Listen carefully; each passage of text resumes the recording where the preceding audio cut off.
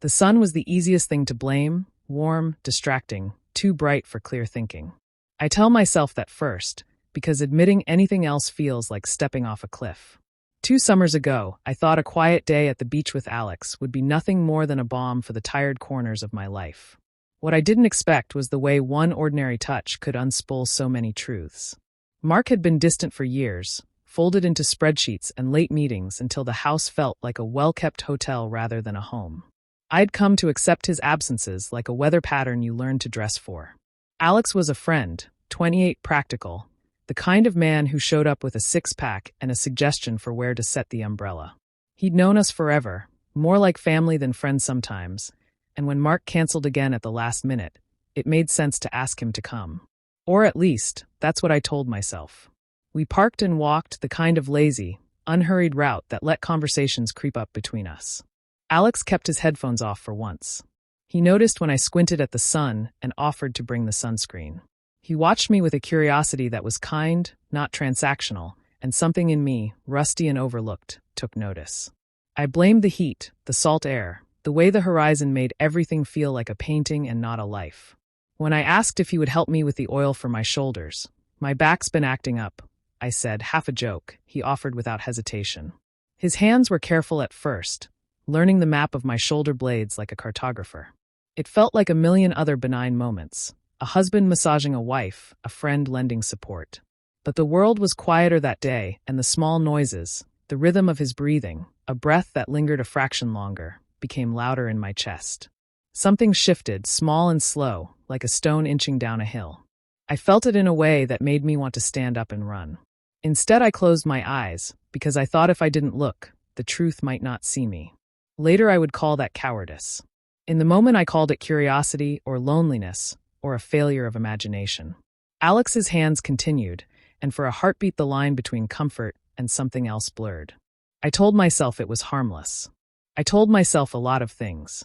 After the beach, we went back to our house in the late golden light, making dinner and folding laundry like the scene was stitched from habit.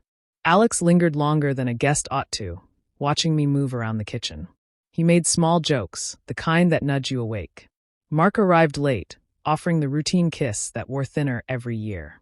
He noticed nothing, or if he noticed, he let his attention slip away again into work talk and muted glances. That night, I lay awake listening to the house breathe, feeling both foolish and dangerous. The picture of Alex at the umbrella replayed in my head, not with the heat of a sexual moment. I refused that simplification, but with the ache of being seen. It's a peculiar hunger, to want someone to look at you the way you once believed you were worth being looked at. I resented myself for feeling it. I resented Mark for leaving me to feel it. Days became a strange experiment in denial. I caught myself reading meaning into glances. I cooked his favorites. I found reasons to be near him when Mark was gone. Every time our eyes met, something tightened and something else softened. There was a romance to the danger, the rush of forbidden possibility, but it was the small, quieter things that haunted me. The soft voice when Alex asked if I was tired, the way he remembered which tea I preferred, the way he laughed at the same old joke as if he had just discovered it. One afternoon, I realized I had to stop calling it curiosity. Language matters. If I labeled it desire, it became accusable. If I called it loneliness, it could be mended. If I called it infidelity, it became something with an edge. I chose accountability. I sat Alex down and told him I needed distance, that the friendly closeness had become dangerous for me. He didn't argue.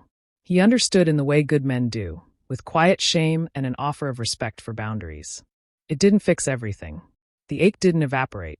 Mark's presence was still a ghost of the man I married, but the day I asked for distance, I felt an honesty I'd been starved of. I told Mark about the day at the beach, not as confession of an affair, but as the truth of my loneliness. He listened, at first like a tired man listening to a weather report, then with a dawning recognition that he had been absent in ways that mattered. It was messy and small, a conversation, a few canceled meetings, a doctor's appointment for his stress, but it was a start. This is not a story that ends neatly. There's guilt, for sure, and there's also a strange relief that comes with naming a thing. I am not proud of feeling what I felt. I am not proud of the way I sat still when I should have moved. But I am trying to be honest now, and honesty is its own kind of salvage. If you find yourself in a room where attention is scarce and a glance becomes more than a glance, remember this. Desire is messy, but consequences are clear. Speak early. Set boundaries. Ask for what you need, and be brave enough to leave what no longer serves you. I don't offer easy answers, only a slice of my life with its edges exposed. If this story struck a chord, if you've ever stared at the ceiling and wondered if you were the only one, please like and subscribe. I'll be sharing more stories about the thin lines we walk and the hard work it takes to find our way back.